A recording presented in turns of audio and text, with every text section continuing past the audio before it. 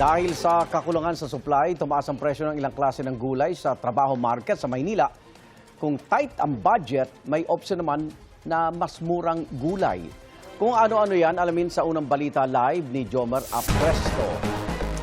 Igan, good morning. Abot sa hanggang 40 pesos ang itinaas ng ilang gulay gaya ng Baguio beans dito sa Trabaho Market sa Sampaloc, Maynila.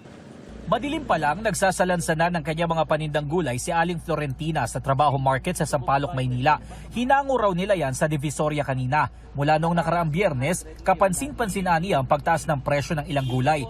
Tulad ng sitaw na dumoble raw ang presyo ng kada bundle. Nasa 200 pesos kasi ito ngayon mula sa 100 pesos per bundle lang noong nakaraang linggo.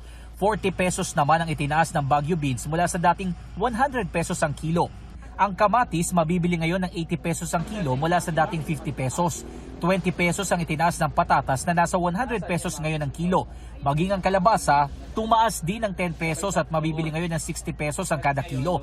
Ayon kay Aling Florentina, hindi kasi ganun karami ang supply ng mga nabanggit na gulay kaya malaki ang itinaas ng presyo ng mga ito. Kaya ang karamihan sa mga mamimili, tingin na lang daw kung bumili sa kanya.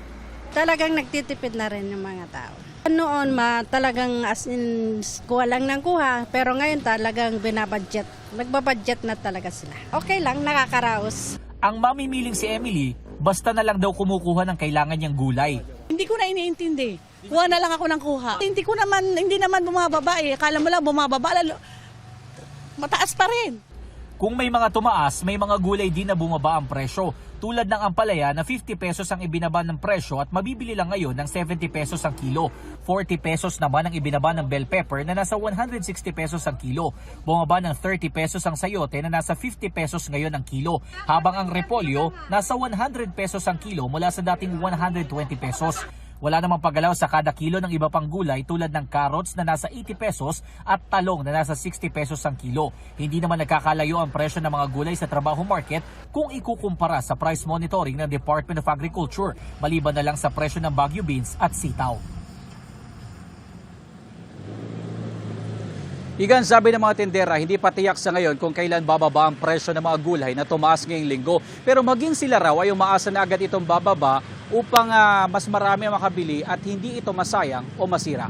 Yan ang unang balita mula rito sa Maynila. Ako po si Jomer Apresto para sa GMA News.